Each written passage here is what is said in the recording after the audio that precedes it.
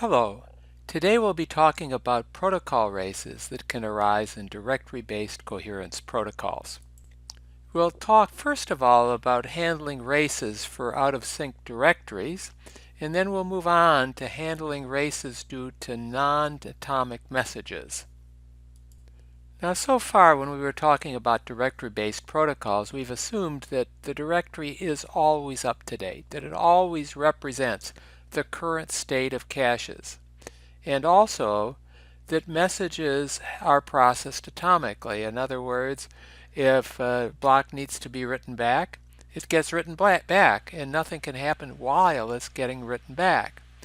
But in reality, both of those conditions can be violated. First of all, protocol races can occur. Something happens and something else starts, but before the first thing finishes, the second one kind of gets in the way. And if the state is not seen in the same way across the whole system, then problems can occur. Some protocol races can be handled simply, and others are more complicated. We'll talk about some of the protocol races, but not all of them. We're just really illustrating what can happen with these protocol races, and in reality there are dozens or hundreds of them in realistic protocols, so we don't have time to talk about them all. We want to start out by talking about a race due to an out-of-sync directory. And suppose the home node sends an invalidation to a node that doesn't have the block that was invalidated, because that node has replaced the block silently. And when I say silently, I mean it's replaced it without telling the directory. And of course, the block doesn't usually tell the directory if it replaces a node that doesn't need to be written back.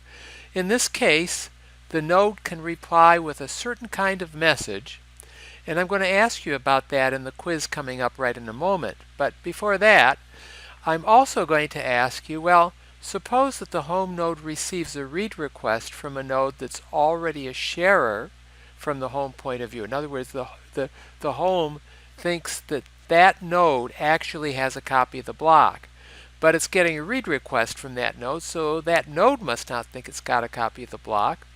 Well, in that case, what should the directory do? And the third question I'm going to ask is, suppose that the home receives a read or write request from a node that the home thinks is the owner. So if it's the owner, well, then it has write privileges to that block. So it shouldn't be requesting it. It should have the block. But if the home actually receives it, we should know which state this block is in the directory if it thinks that there's somebody that owns it. Okay? So let's take a look at that quiz.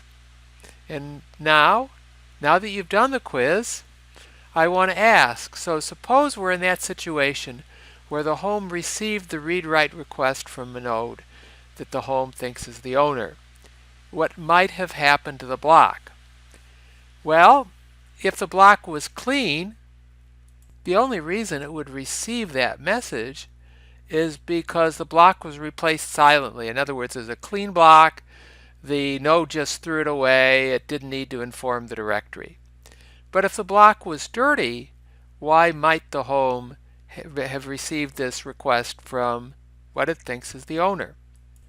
Well, in that case, the home node must have been in the process of flushing the block back to main memory, or maybe another cache wanted or something like that. But the flush or the write back, if it was actually ejected from that cache, the flush or write back has yet to reach the home node. Those are reasons that the home might have received that request. Well, if it does receive the request, it's got two options.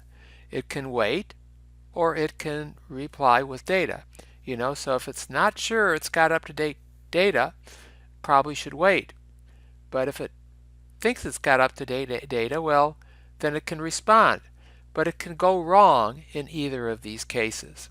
If it waits, suppose that block was clean and it was just purged silently. Well, then the block is never going to arrive. And suppose the home was thinking about replying with data. Well, in the case that the block was never going to come, that's the right thing. but maybe the block was going to come. And in that case, it better wait for the block to come, or otherwise the home node doesn't have up-to-date data. Well, the directory alone can't resolve this. It needs cooperation from coherence controllers at the nodes that get involved in an operation like this. So what does a coherence controller need to do when a flush or write-back occurs? Well, it needs to keep track of what's happened to that flush or write-back.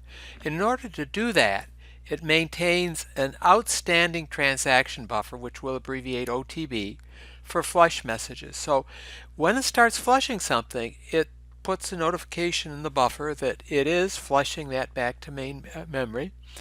And then the home needs to acknowledge receipt of a flush.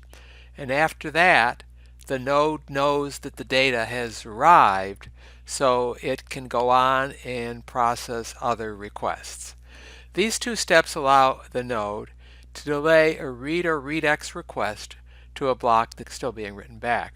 So the home only receives a read or readx to a block that's not being written back, because otherwise a node that issued that write back request would have held on to it until the previous transaction had finished. And so then, when the home does receive that read or readx request, it can reply with data, which is a reply D message.